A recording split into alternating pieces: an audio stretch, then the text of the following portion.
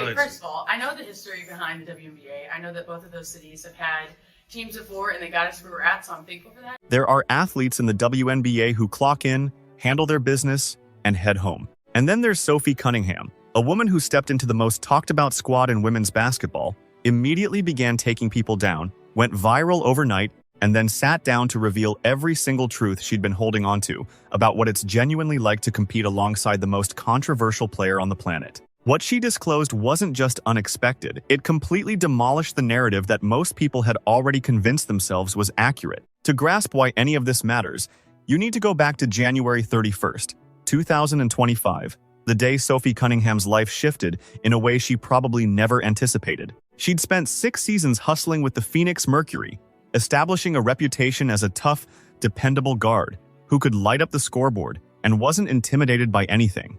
Then word arrived that she'd been transferred to the Indiana Fever, not just any franchise.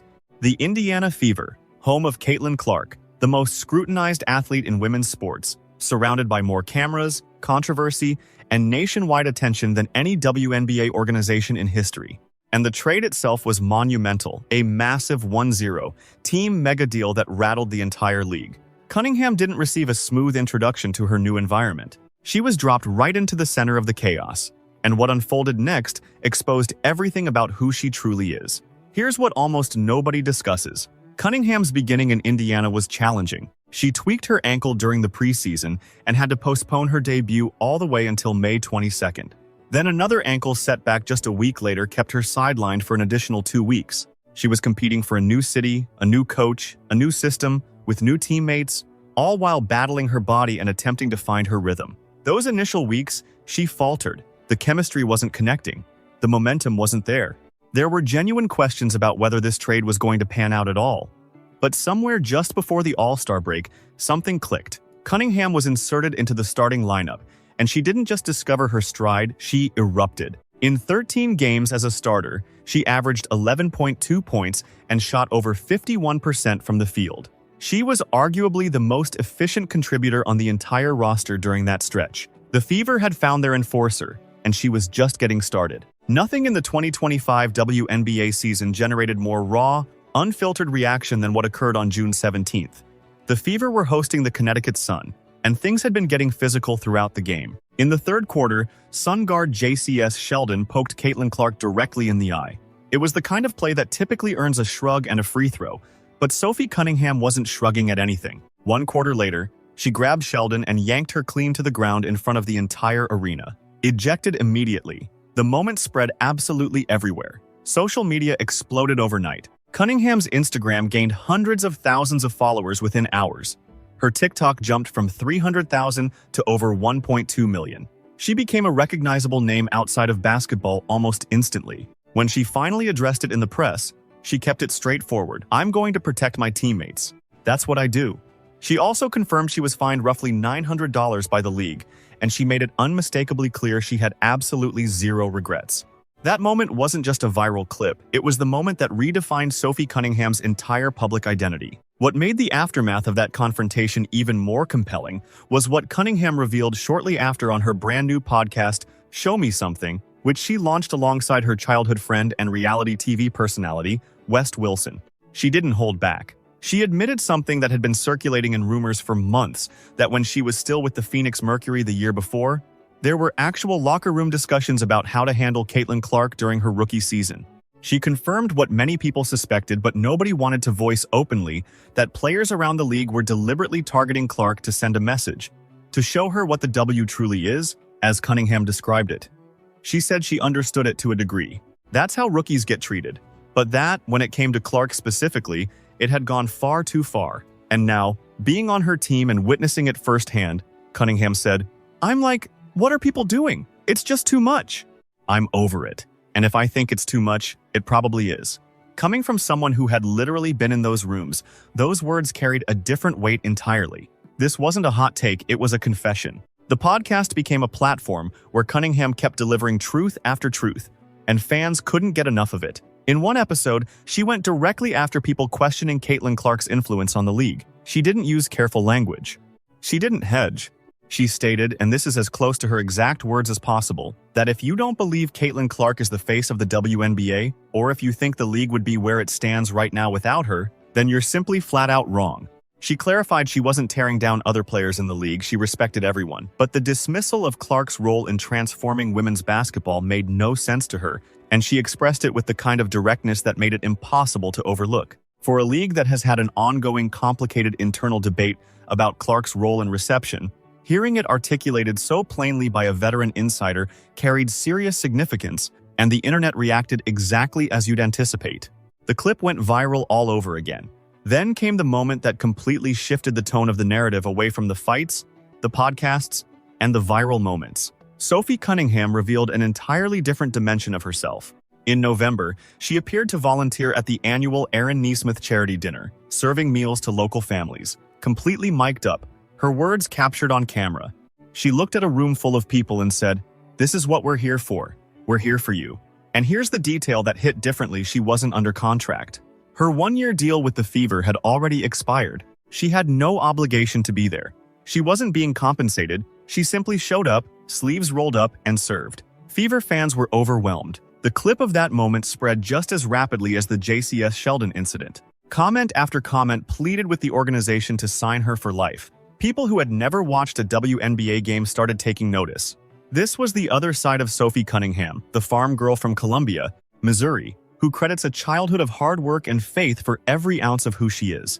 And then she started opening up about Caitlin Clark off the court, and what she said caught almost everyone off guard.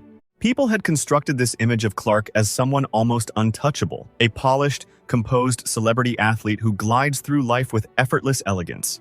Cunningham dismantled that image entirely. In an appearance on the Like a Farmer podcast, she was asked for her favorite story about Clark, and her response was so candid it almost felt like she was letting a secret slip. She said Clark is a completely ordinary human being who genuinely just loves basketball, and then she called her, and this was the exact word she used, a big old dork. She said that when you first encounter someone who has that much attention surrounding them, you don't know what to anticipate. You brace yourself. But what she discovered instead was someone completely goofy, grounded, and genuine. She said Clark is the biggest dork you'll ever meet, and that she adores her whole vibe. For millions of people who only see Clark through highlights, endorsement deals, and press conferences, that description felt like the most human thing anyone had ever said about her. The off-court connection between the two became its own storyline. So, when someone asked Cunningham which of her teammates she would least trust to manage her social media accounts, she responded without hesitation, Caitlin Clark.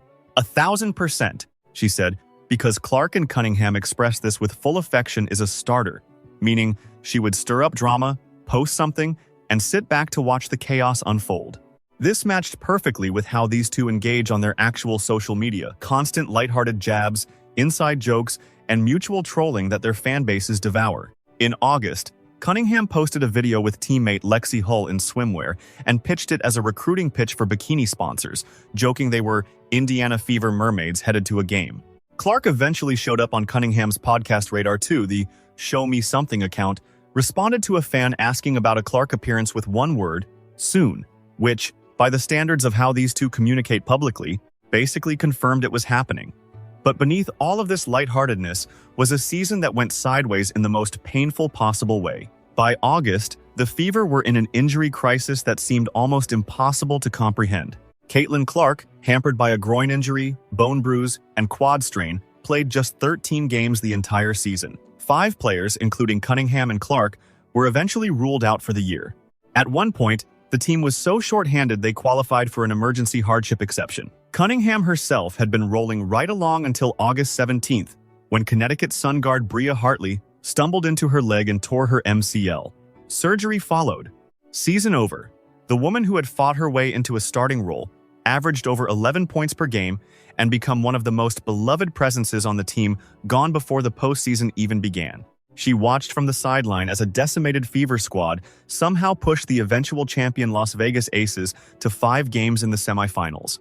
The resilience of that team was remarkable, but for Cunningham, it had to sting watching it all unfold without her. What transpired after the season was almost as intriguing as the season itself.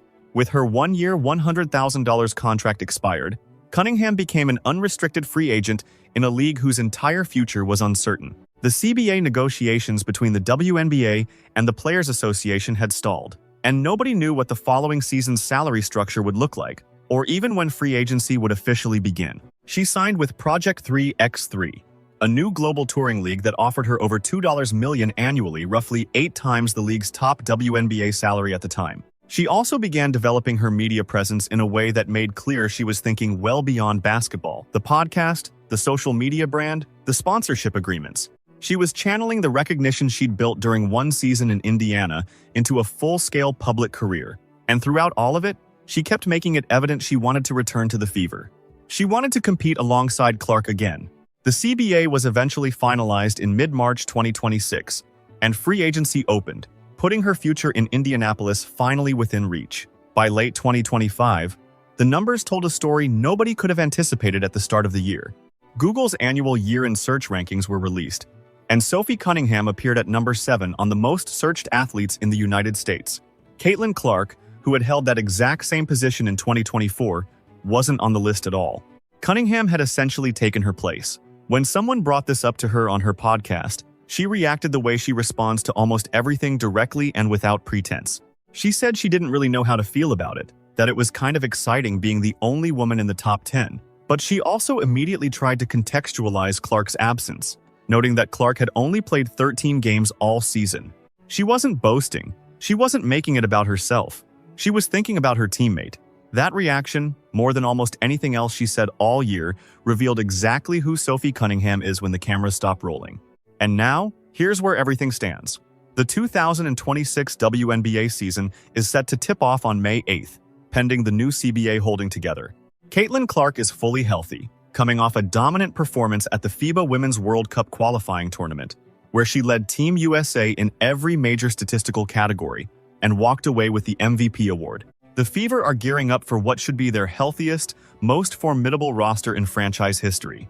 And Sophie Cunningham, the woman who arrived in Indianapolis as a trade piece, became an enforcer, became a viral sensation, became a fan favorite, got injured, built a media empire during her recovery, and never stopped speaking. Her truth is waiting to find out if she gets to return to the team where everything changed for her. Fans are pressing the organization relentlessly to bring her back.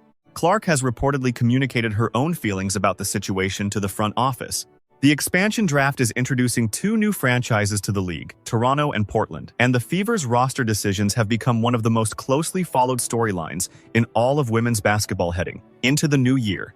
Whatever unfolds next, one thing is undeniable. Sophie Cunningham walked into a room full of expectations, shattered every single one of them, and somehow emerged on the other side more authentically herself than ever. She told the truth when nobody was asking for it, defended her teammate when nobody else would, and showed up to serve meals to strangers when she had no contract and no obligation. That's not a brand, that's a person. And that's precisely why nobody can stop watching.